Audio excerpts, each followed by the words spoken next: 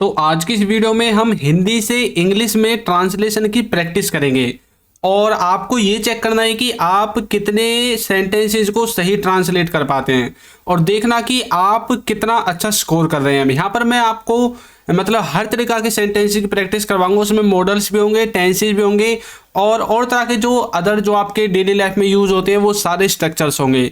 तो चलिए शुरू करते हैं। तो पहला है वह कहाँ जा रहा है। ऑप्शन ए है where is he going, option B है where he going, option C है वेयर आर ही गोइंग और ऑप्शन डी है वेयर आर गोइंग। तो आपको बताना है कि इन चार ऑप्शंस में से कौन सा ऑप्शन ठीक है।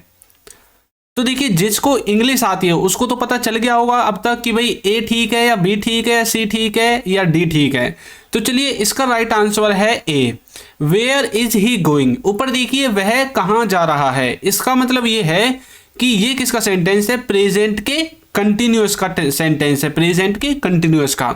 अब देखिए बी सी और डी ये क्यों सही नहीं है। देखिए वेयर ही गोइंग, यहां पर हेल्पिंग वर्ब गायब है, ठीक है, तो बी इसलिए गलत हो गया।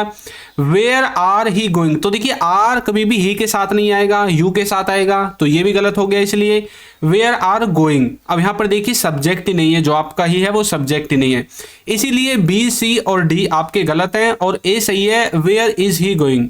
क्योंकि जब भी आप किसी इंटरोगेटिव सेंटेंस को बनाते हैं तो उसका बनाने का स्ट्रक्चर ये है, उसमें सबसे पहले आपको या तो डबल एच फैमिली लिखनी है यदि है तो, उसके बाद आपको हेल्पिंग वर्ब लिखनी है, फिर आपको सब्जेक्ट लिखना है और फिर आपको वर्ब लिखनी है। तो इस तरह से आप अपने सेंटेंस को बनाओगे। नेक्स्ट देखिए, क्या तुम दिल्ली जा रहे हो। हम किसी से पूछ रहे हैं कि भाई क्या तुम दिल्ली जा रहे हो, तो ऑप्शन ए है are you going Delhi, you are going Delhi, या फिर are you going to Delhi, या फिर you are going to Delhi. तो अब आपको बताना है कि इन चारों में से कौन सा ऑप्शन सही है। Option A are you going Delhi, option B you are going Delhi, option C are you going to Delhi और ऑप्शन डी है you are going to Delhi. तो आपको बताना है कौन सा सही है। तो देखिए, इसका जो राइट आंसर है वो है आपका are you going to Delhi, ये ठीक है।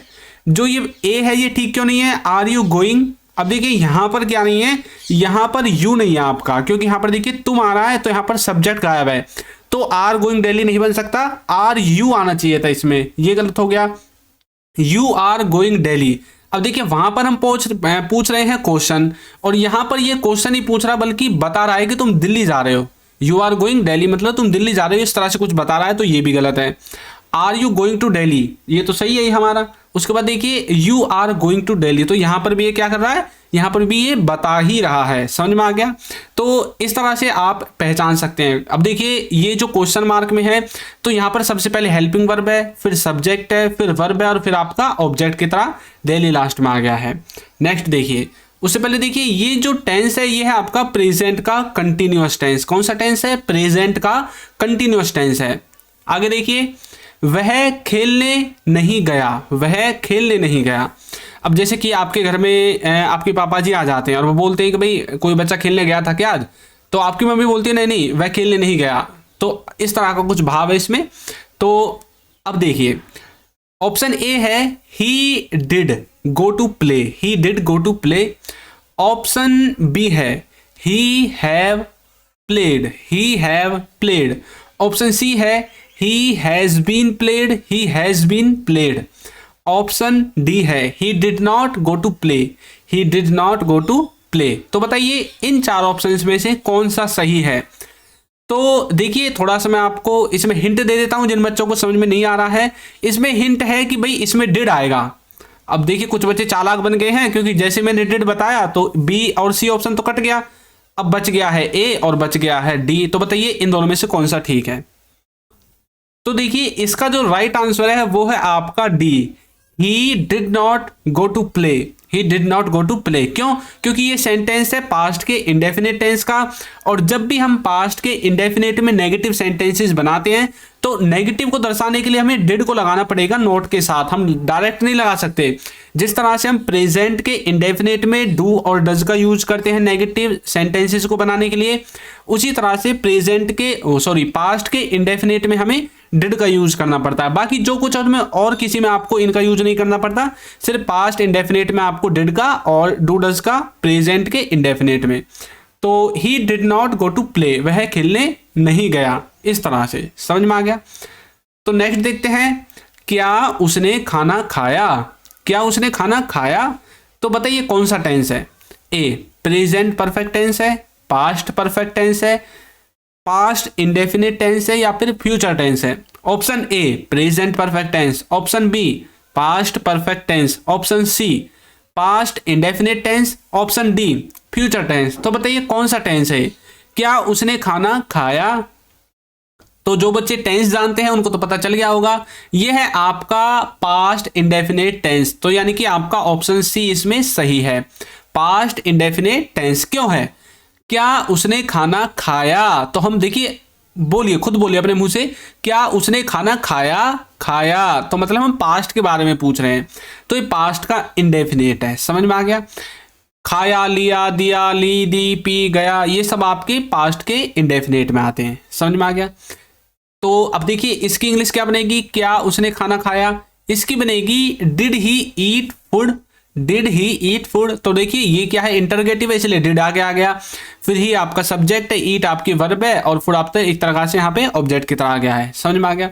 नेक्स्ट देखिए, राहुल सुबह से पढ़ रहा है, राहुल सुबह से पढ़ रहा है। ऑप्शन ए है Rahul has been studying since morning, Rahul has been studying since morning.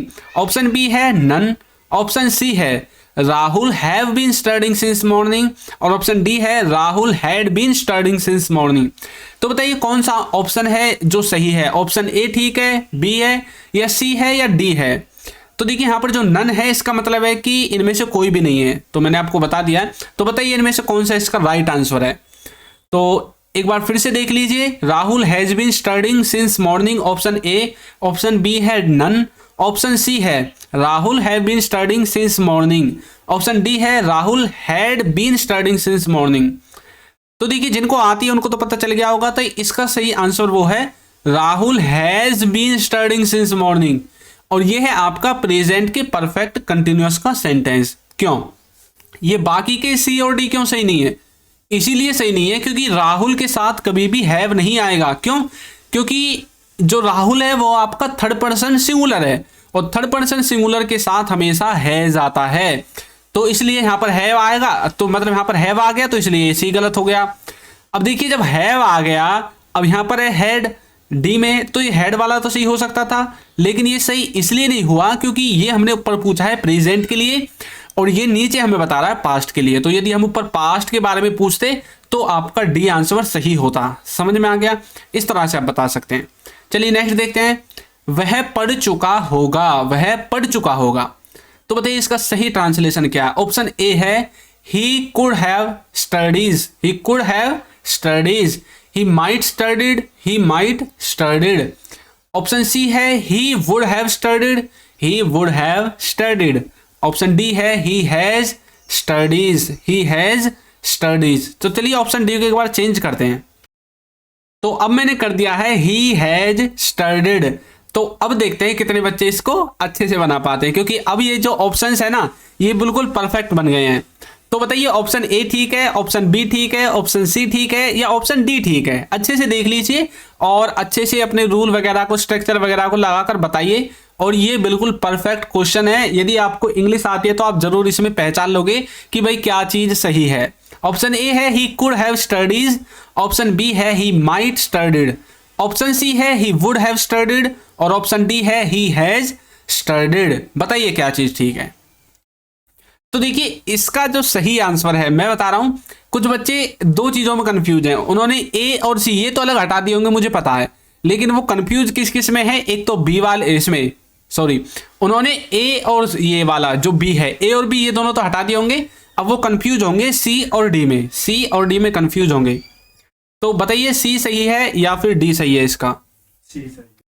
तो देखिए इसका जो सही आंसर है वो है आपका सी, यानी कि ही वुड हैव स्टडीड। आखिर ये सी ही सही क्यों है? डी भी तो सही हो सकता है।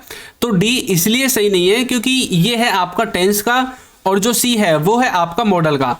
तो मॉडल हमें कभी भी सटीक जानकारी नहीं देंगे। मॉडल हमेशा हमें एक तरह से एक संभावना के बारे में बताते हैं, मतलब पॉसिबिलिटी को बीच में घसीट कर ले आते हैं जब भी मॉडल की बात होती है।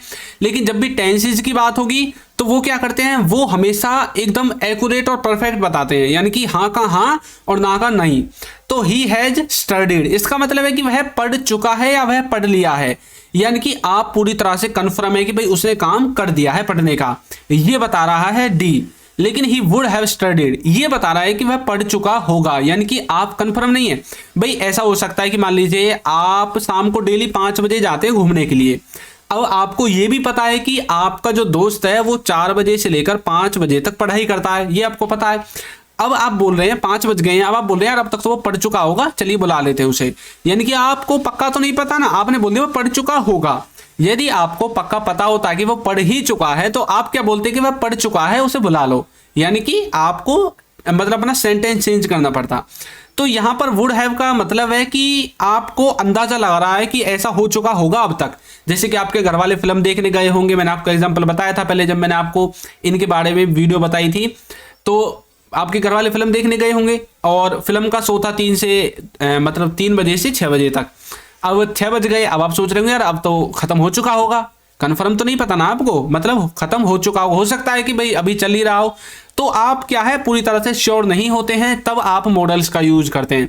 जब आप श्योर हैं, आपको पता है, तभी तो आप टेंसेस का यूज करेंगे। समझ में आया? चलिए नेक्स्ट देखते हैं। तो यहां पर ये वुड हैव का मतलब है कर चुका होगा, कोई किसी काम को कर चुका होगा या किसी ने कोई काम कर लिया होगा। नेक्स्ट देखिए, वह इसे कर सकता है, वह इसे कर सकता है, तो बोलोगे ही do it, he can do it, he does it या ही डिड इट। तो बताइए इसमें से सही आंसर क्या है? ऑप्शन ए है he do it, option B है he can do it, option C है ही डज इट और ऑप्शन डी है ही डिड इट। तो वह इसे कर सकता है, बताइए क्या सही आंसर है?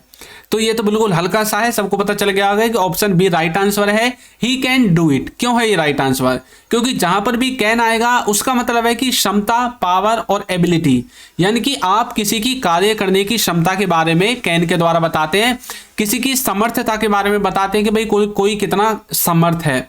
देखिए ये जो नीचे लिखे हुए हैं इन सब का अपना एक अलग मीनिंग है, सिर्फ ए को छोड़कर। ए आपका ग्रामेटिकली जो है रॉन्ग है, और जो ऑप्शन सी है ही डज इट, इसका मतलब है कि वह इसे करता है, वह इसे करता है, यह है आपका ऑप्शन सी का मतलब। ऑप्शन डी का मतलब है कि ही डिड इट, यानी कि उसने यह किया। समझ में आया? तो इस तरह से आप इनका यूज करेंगे। नेक्स्ट देखिए, हमें नाचना पड़ रहा है, हमें नाचना पड़ रहा है, बताइए क्या सही है? Option A we are dancing, option B he do dance, option C I am doing dancing, option D we are having to dance, we are having to dance. तो बताइए क्या सही है? ऑप्शन ए सही है, बी सही है, सी सही है या डी सही है? तो देखिए इसका जो राइट आंसर है वो है, आप सोच लीजिए पहले क्या सही है, फिर मैं बताता हूं। तो इसका राइट आंसर है आपका option D, we are having to dance, क्योंकि हैविंग टू का मतलब होता है करना पड़ रहा है। जब भी आप इजम्मार के साथ हैविंग टू का यूज करेंगे तो उसका मतलब है कि किसी को कोई काम करना पड़ रहा है। अब जैसे कि मुझे खाना पड़ रहा है, मुझे सोना पड़ रहा है, मुझे पढ़ना पड़ रहा है, तो सबको आप हैविंग टू के साथ बना सकते हैं। समझ में आया? नेक्स्ट देखिए, यदि अभी तक आपने हमारी बुक्स को परचेज नहीं किया है तो लिंक डिस्क्रिप्शन बॉक्स में आपको मिल जाएगा, वहां से जाकर आप इन्हें परचेज कर सकते हैं। और यदि अभी तक आपने हमारे ऐप को डाउनलोड नहीं किया है तो जरूर डाउनलोड करें, इसमें मैंने complete spoken English grammar cover कराई है, लिंक डिस्क्रिप्शन बॉक्स में आपको मिल जाएगा। तो नेक्स्ट है मैं बस आने वाला हूं, मैं बस आने वाला हूं। कई बार आप बोलते हो ना घर वालों से, आपके घर वाले बोल रहे भाई कहाँ रह गया, आप बोलोगे बस बस आने वाला हूं, मैं बस आने वाला हूं, 2 मिनट रुक जाओ बस आ ही रहा हूं।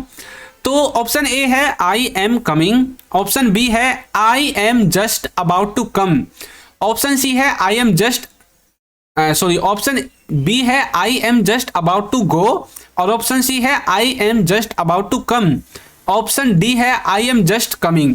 तो बताइए क्या आंसर है? तो देखिए यहां पर ये जितने भी ऑप्शंस हैं इन सब का अपना एक अलग महत्व है, अपना अलग एक स्ट्रक्चर है। तो देखिए इनमें से जो राइट आंसर है वो है आपका C, I am just about to come, I am just about to come, मतलब मैं बस आने वाला हूं। ऑप्शन ए का मतलब है कि आई एम कमिंग, मतलब मैं आ रहा हूं, आई एम कमिंग, मैं आ रहा हूं।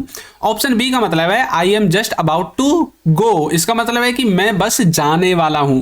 यहां पर देखिए कुछ भी चेंज नहीं है, ऑप्शन बी और सी सेम है, सिर्फ ये गो आ गया, यहां पर कम आ गया। तो हमने कम के बारे में पूछा था, इसलिए ऑप्शन सी ठीक हो गया। ऑप्शन डी है आई एम जस्ट कमिंग, मतलब मैं बस आ रहा हूं, आई एम जस्ट कमिंग, मैं बस आ रहा हूं, इस तरह से बनाओगे। तो ये जो है आपका ऑप्शन सी, इसमें जो अबाउट टू है इसका मतलब है कि वाला है, कोई किसी काम को करने वाला है या कोई काम होने वाला है, इस तरह से आप इसका यूज करेंगे। चलिए नेक्स्ट देखते हैं, उसे भेजा जा रहा है, उसे भेजा जा रहा है। Option A he is sending, option B he was sent, option C he is sent, option D he is being sent. तो बताइए क्या ठीक है। अब ये चारों ऑप्शन ही अटपटे से लग रहे होंगे आपको ऐसा लग रहा होगा कि कोई सा भी सही नहीं है, लेकिन इसमें से एक सही जरूर है।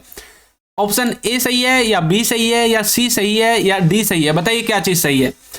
तो जिनको इंग्लिश आती है उनको तो पता चल गया होगा कि इसमें से ऑप्शन डी आपका सही है। क्यों सही है?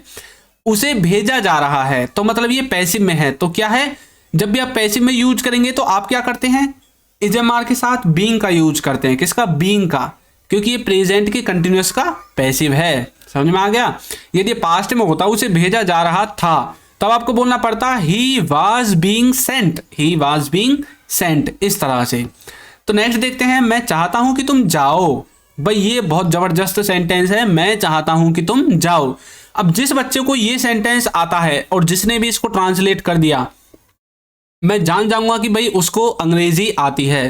तो आपको मतलब अपनी ईमानदारी के साथ देखना है कि आपको ये सेंटेंस आता है या नहीं आता है। मैं चाहता हूं कि तुम जाओ, कई बार बोलते हैं ना आप अपनी डेली लाइफ में।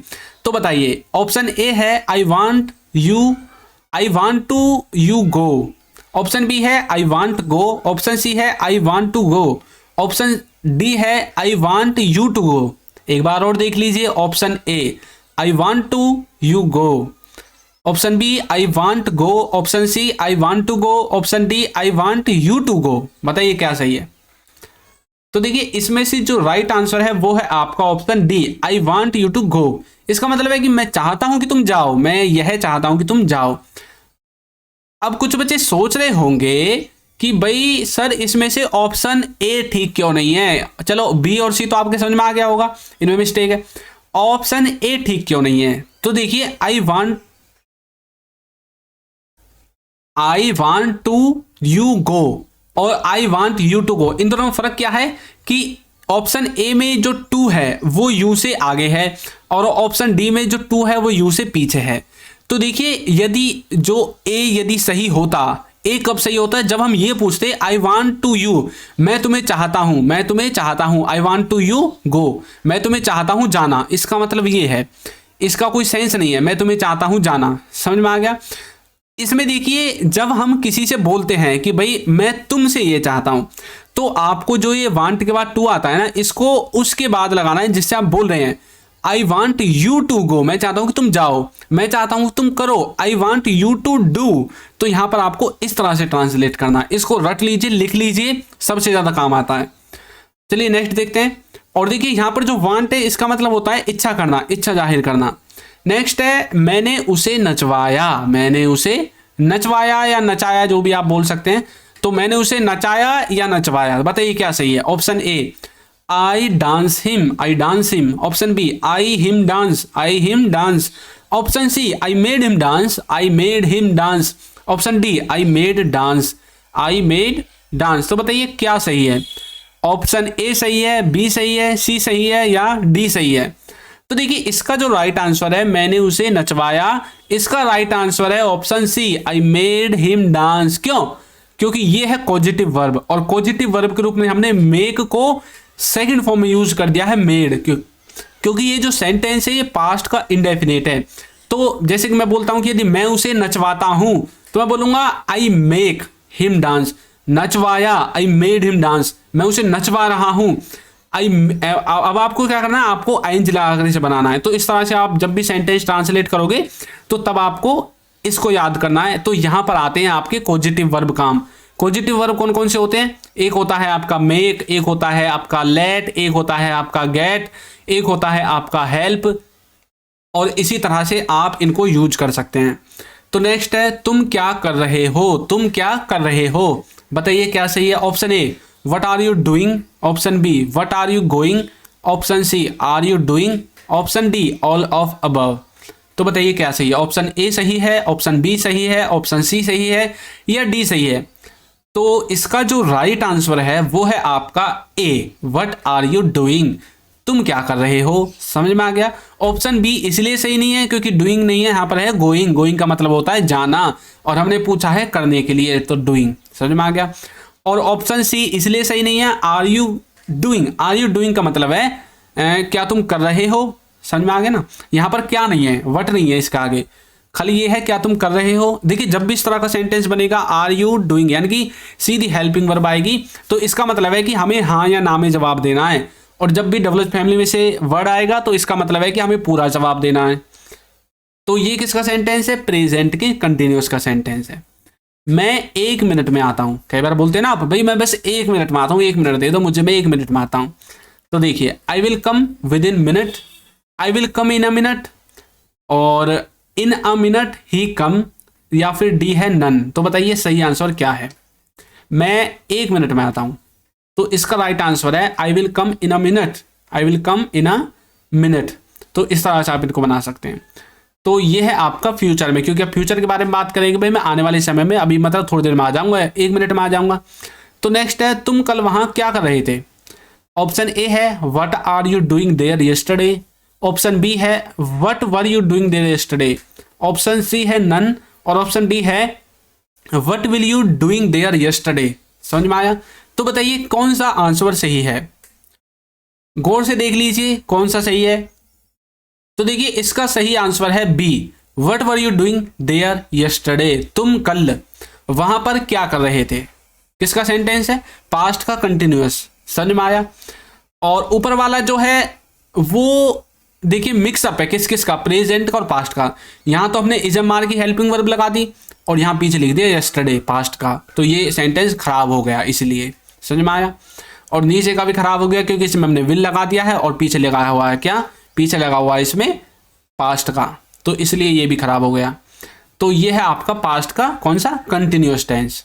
तो चलिए एक और देखते हैं। यह केवल 1 मिनट लेगा, यह केवल 1 मिनट लेगा, और आपको भी सिर्फ 1 ही मिनट लेना है इसको ट्रांसलेट करने में, और कमेंट करके बताना है कमेंट बॉक्स में कि भाई इसका सही ट्रांसलेशन क्या है। ऑप्शन ए है it takes only 1 minute, I will take only 1 minute, it take a minute. Option D है नहीं पता। यदि आपको नहीं पता तो ऑप्शन डी खाली आप डी टाइप कर सकते हैं। यदि आपको पता है तो आपको ए बी सी इनमें से कुछ भी टाइप कर देना है, या फिर अगर आप पूरा लिखना चाहते हैं तो पूरा भी लिख सकते हैं, मैं समझ जाऊंगा आप जो भी लिखना चाहते हैं। तो कमेंट करके आपको बताना है। तो आपको वीडियो कैसी लगी है जरूर बताइएगा, और यदि अभी तक आपने हमारे चैनल को सब्सक्राइब नहीं किया है तो चैनल को सब्सक्राइब कर दीजिए, वीडियो को लाइक कर दीजिए, और एक अच्छा सा कमेंट करना बिल्कुल ना भूलें। Thank you.